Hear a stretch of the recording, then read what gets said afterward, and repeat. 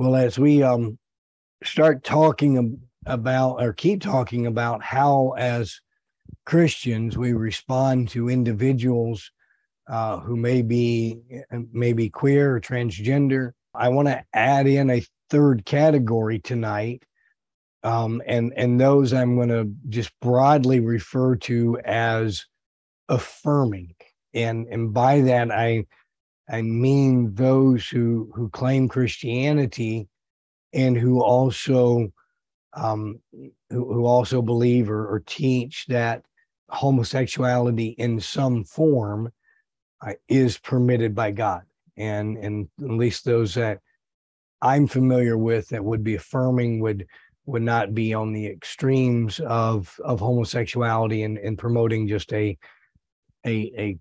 promiscuous homosexual lifestyle. Most of them, and again, the ones I'm familiar with, are calling for a committed homosexuality, but they are affirming that some form of homosexual behavior is okay. And so I'm going to refer to those individuals as affirming. And so as we keep thinking about this, and I want us to keep thinking about it in light of idolatry. The Boston Women's Health Book Collective is basically a really big library dedicated to collecting and publishing materials about the experience of women. And they said in 2011, I claim the right to choose my ultimate gender. Obviously, this is not a Christian group or professes Christianity in any way. And very obviously, we see there's an idolatry present. There is the claim that I define me. And it is solely me, my desire, my feelings, my will, whatever it is about the individual, that is solely that defines me. And what we're talking about is there's something in my inner person. So I'm not defined by my physical makeup, but rather something within that is inside me that's not tangible, is not measurable, but we know is real. You want to call it the soul, the spirit, the mind, the heart, the emotions, the will, the passions. There's a lot of ways it's said, but that intangible reality that we all understand. We are more than just this, the outer flesh. But to claim that I and my will and desire, my intangible, defines me apart from every other consideration is to make my will ultimate, is to make myself God. And we've seen that, as I just quickly mentioned and remind us, the self-definition of our identity is idolatry. This very important discussion of the dependence on unhindered expression of desire for happiness is idolatry. If I have to be able to express what's inside me to be truly happy, then I've made that expression or that desire an idol. That requirement of authenticity, which ties back to I can express my true being. The requirement for authenticity for me to really flourish and prosper as a human, that I cannot be what I think I ought to be apart from authenticity. That itself is a form of idolatry. And what we're talking about, again, is making something the ultimate, making something a God in our life. And therefore, the need of the homosexual or the transgender, and I would say for our discussion tonight, the affirming as well, is to acknowledge the reality of God and to submit to his authority. Now, as we talk about either a Christian that is also claiming homosexuality or an affirming Christian, where I'm assuming that they have acknowledged the reality of God. And so last week we talked about one who is outside of any professing Christianity and walking them through the reality that God is real. He is creator and he is greater than all else. That he is not created and devised by the mind of man, but in fact, man was created and devised by God. And tonight, I want us to walk through how do we bring someone from an affirming position to submission to the will of God and the authority of God. And so, in my opinion, I would say everyone who is homosexual, transgender, or affirming has made an idol. Those who are queer have made an idol of their desire. Those who are affirming have also made an idol. It's going to be a lot more subtle, but it is still going to be present. And so as we're thinking through this and talking to a Christian, the question really comes down to the sufficiency of the Bible. And I'm going to spend a couple of weeks on this topic because we're going to take some time to answer some specific objections that are going to be raised to that. And in my opinion, the Christian argument is, for Christians, the most serious and subtle and persuasive argument. And it also, in my opinion, it comes down to a matter of basically saying the Word of God is not sufficient to speak to homosexuality in 21st century the Western world. It is a denial of and a severe undermining of the sufficiency of Scripture. And so what I want to do, I'm not actually going to start tonight by explaining the sufficiency of Scripture. I trust that you are somewhat familiar with the topic. If not, you should be able to find on the church Facebook page. I did a while ago now, but I did several weeks of teaching about the sufficiency of the Bible. And so I'm not going to go back to that. And I actually don't know that it is always going to be necessary or even profitable to say you're to an affirming person or to a Christian homosexual that you are denying the sufficiency of the Bible. There certainly will be times where that's worthwhile, but I don't know that always needs to be said. And so I'm going to outline an approach that I think has a better chance of really not talking past each other.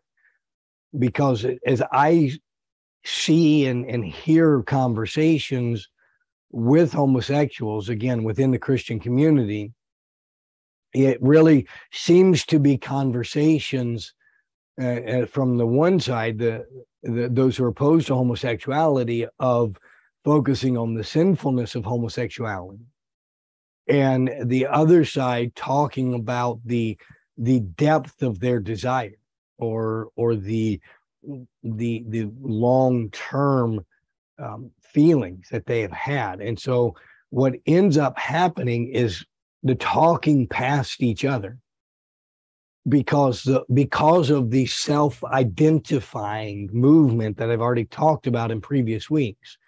If my desire defines me, if it is necessary for me to be able to fully express my desire, if I'm going to be truly happy or flourishing, then when I'd come along and say homosexuality is a sin, your desire is sinful, those are both truthful biblical statements. But what I am telling them is, and what they are hearing, if it makes any sense at all, what they're going to hear is you are refusing me the ability to be happy. I cannot be the person I should be. And so they end up feeling like they have to either choose between the church or their sexuality. And if they choose the church, they are going to be choosing a life of incredible difficulty and disappointment. And so what often happens is Christians end up just speaking past the other, and the other responds. And honestly, it sounds like a foreign language. It's gibberish. We're using English words, but they convey either no meaning, or what is heard is a meaning completely different than maybe we intend to say. And so, for example, the statement, hate the sin but love the sinner, is a nonsensical statement to the modern ideas, because I cannot hate homosexuality and love the homosexual, because the homosexual is homosexuality. There's no way of divorcing the two. And so to many, they hear that statement and it's, again, it's either contradictory or they just simply don't believe it. They believe that you really hate them. And so what we need to do, again, in part, is to give a biblical way of thinking so that they can understand a biblical way of viewing their own life. We're beginning to give them some basis of translation. So that they can now, if you will, it's a Rosetta Stone, that they can take the terms and the phrases and the arguments I am giving and can make some sense out of them. And that's part of what I think we should be seeking to accomplish, is not just to say, here's the arguments, but to understand some of where they are coming from, to understand where they're coming from, and be able to speak to them in such a way that they can actually hear what we are saying. And so this starts with the question of idolatry. And I'm going to take this up tonight from the book of Colossians. And it's Colossians 3, verse 5. Let me just read the verse for you, as it says, put to death your members which are on the earth, fornication, uncleanness, passion, evil desire, and covetousness, which is idolatry.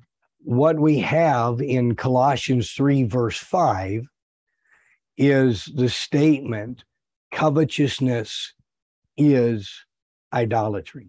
We have a declaration that of a desire that is an idolatrous desire. So that part of what Colossians 3, verse 5 helps us see is that a person's desires or longings can at times rightly be identified as false gods. And in Colossians 3, verse 5, he is talking about, he's addressing a number of things, some of which are behaviors, some of which are desires. And then it ends with this declaration, covetousness is idolatry. And we're to put all of these things to death. And what is so incredible is by the time we get to Colossians 3, verse 5, is we have moved through a chapter and a half of an incredibly compelling and powerful argument that I believe speaks deeply to some of what is at the core of the modern ideas that allow a person to say, I define who I am. And so just as a quick background, the letter to the Colossians was written to address in part a kind of Gnosticism that had infiltrated the church. Now, Gnosticism is kind of a fuzzy word, and there's not a lot of certainty about what it was, because it seems to be a pretty broad term that covered a lot of things. that may have had some things in common, but some things that were also very different. So it's not, you can't treat Gnosticism in the same way you might treat Mormonism, for example. There's a pretty much a basic group of beliefs that we would say this is a Mormon.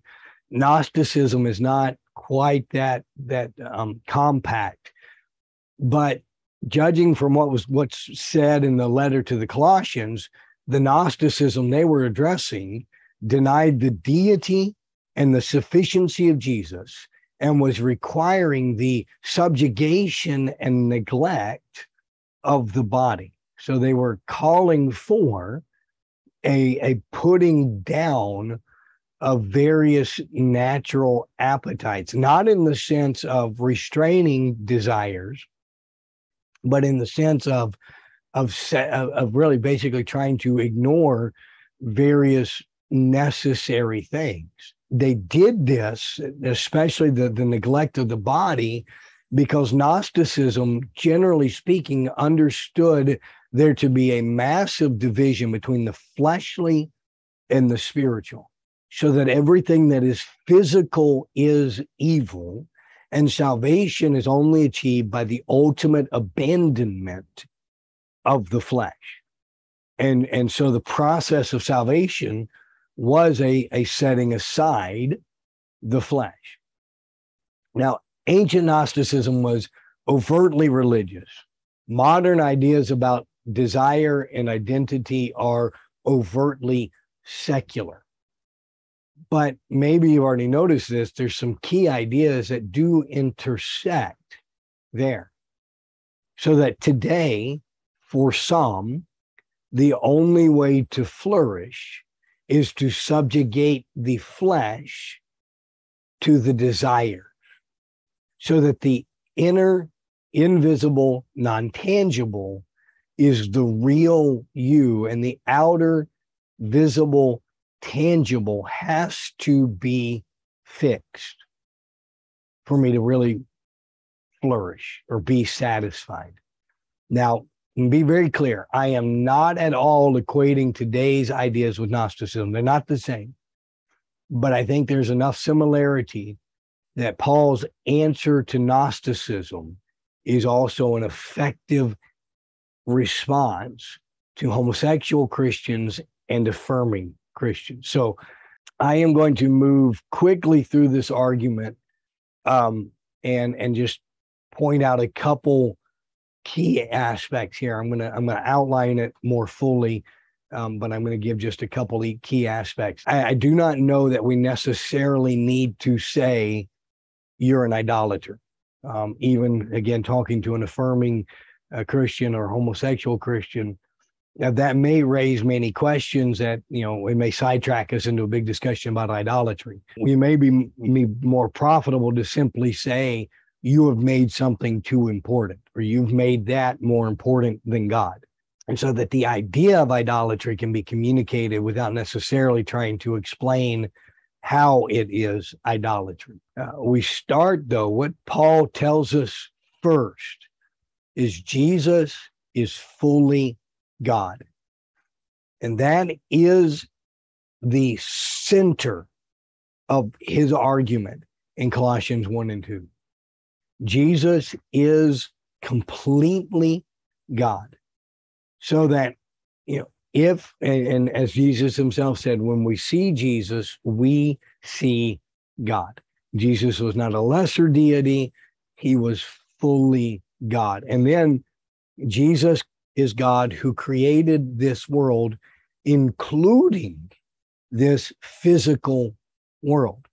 He created things visible and invisible, all things that are in heaven and are on earth. And again, that's important in Gnosticism because they taught that the physical was evil.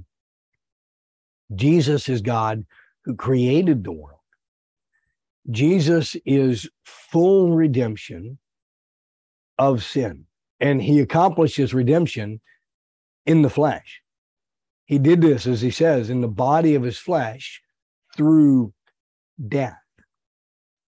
And Jesus did this not only in the flesh, he did not forsake the physical body, but rather he is the firstborn from the dead.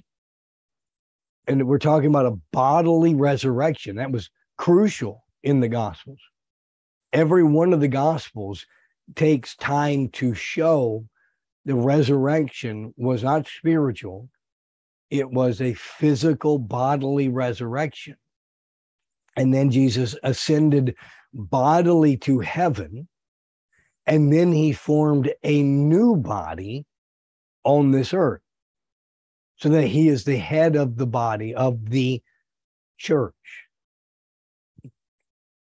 Jesus is, again, completely God. He is the fullness of God. And in the same way that Jesus is completely God, he is the Christian's complete salvation, so that we are completely complete in Jesus. And I trust right there you see where this goes. From this point forward, we can talk about homosexuality in light of the completeness in Christ.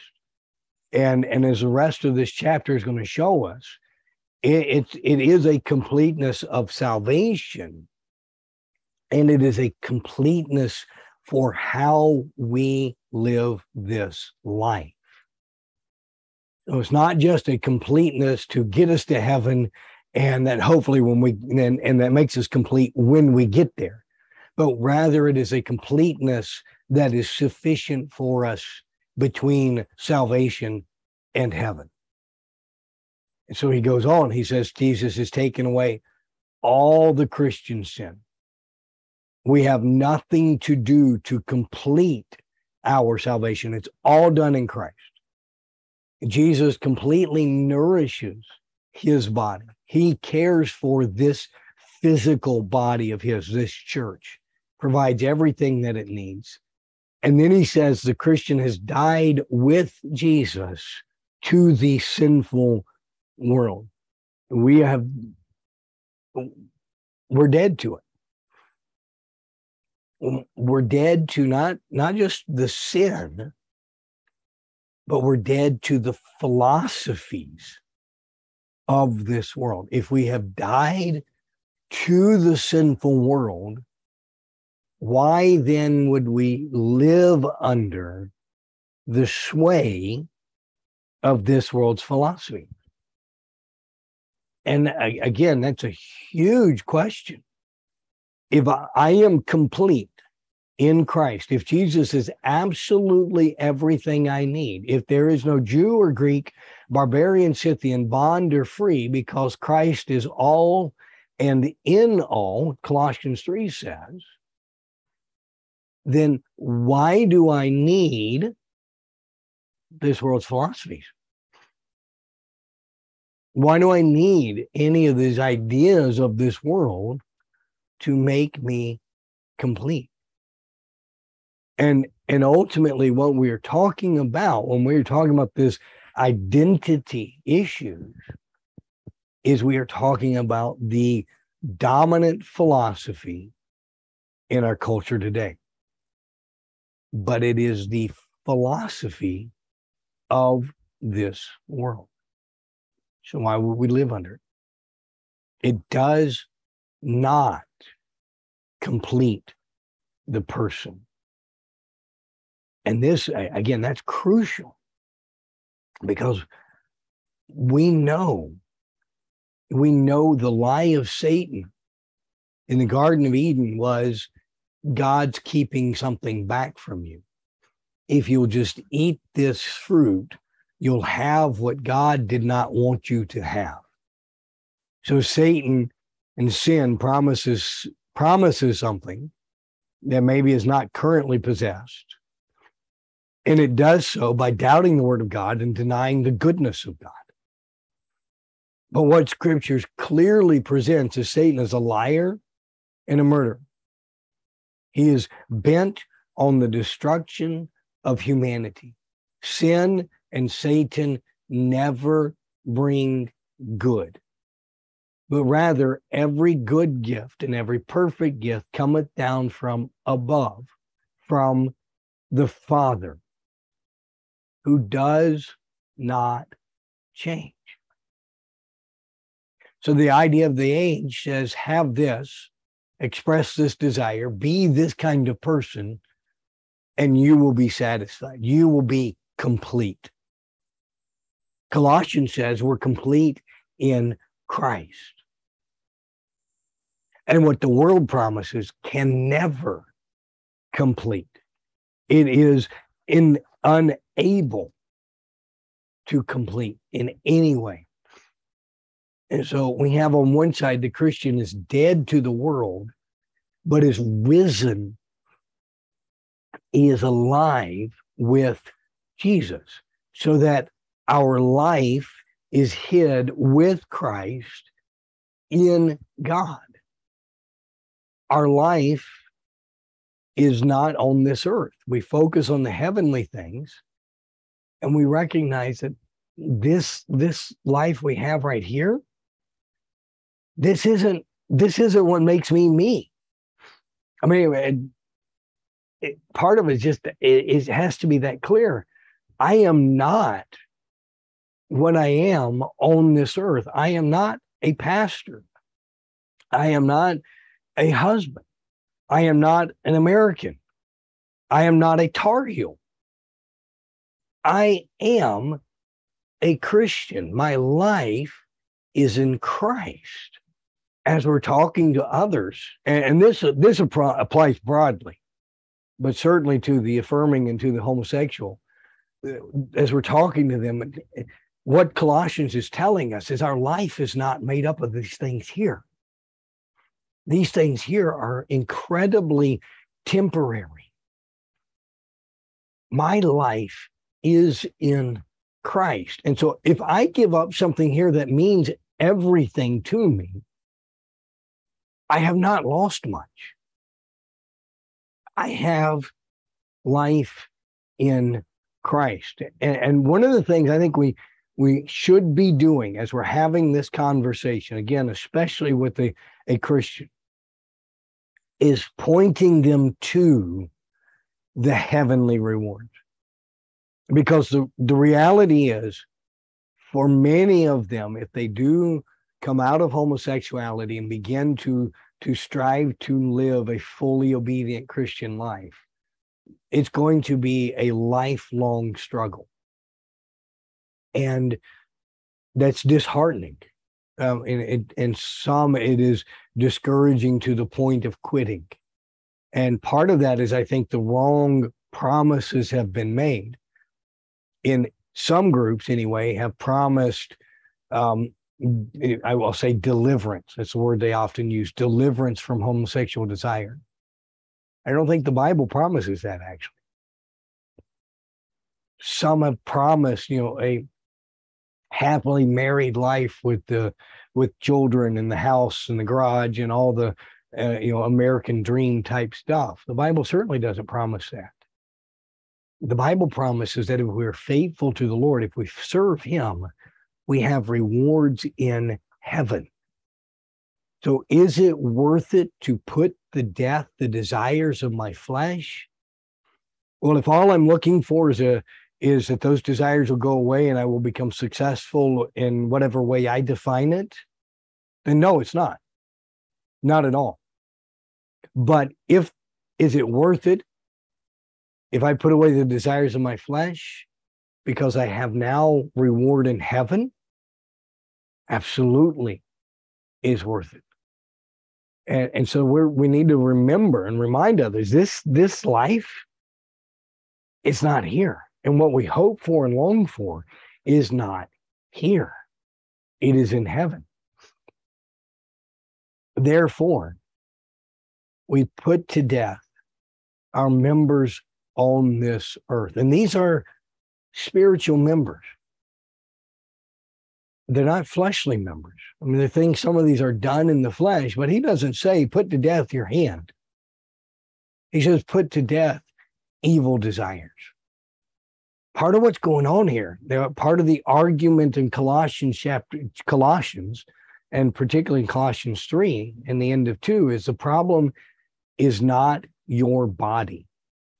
You're not in the wrong body. You're not with the wrong desires for that body. Rather, the problem is spiritual. It's your mind and your heart. That the problem is a spiritual problem. And when we put it in those terms, and we have an answer. Christ is enough. He is the answer to that spiritual problem. So this physical body is not our enemy. And when we talk about the sin nature, we do need to understand that it's not actually our flesh that is the sin nature. So if I take a little portion of skin off of my hand, that skin does not contain the sin nature in it. It's not the flesh and the muscles and the blood and the bone and all of that is the sin nature. Now, certainly the sin nature is attached to the physical, but the old man is not our physical bodies. Our physical bodies are corrupted and suffer because of sin. But our bent to sin is a spiritual bent, not a physical one. So that if I was able to get rid of this body without having solved my spiritual problem, I would still have a bent to sin. That's why first our heart is transformed, then we're given a new body. That's why the promise is a promise of forgiveness of sin and of transformed heart, and then glorified body. And so we put to death the spiritual members of this earth, and then we put on the new man, who is created in the image of Jesus. And this goes back to maybe somewhat subtly, but it does point back to the sufficiency of Scripture. Because what I've just done is walk through almost 2 full chapters in the Bible about the nature of Jesus' salvation. If the Bible is sufficient to tell me about God, Jesus, and salvation, why is it not sufficient to tell us about orientation, desire, gender, and identity? And so part of what we're doing in arguing in this fashion, or maybe I should say discussing in this fashion, is showing the sufficiency of Scripture. And so we are, and we can go to this and just simply say, we are complete in Jesus. If you claim to be a Christian, you are complete. If you're truly a Christian, we are complete in Christ. We have everything we need in Him. And again, this applies to all Christians in every circumstance.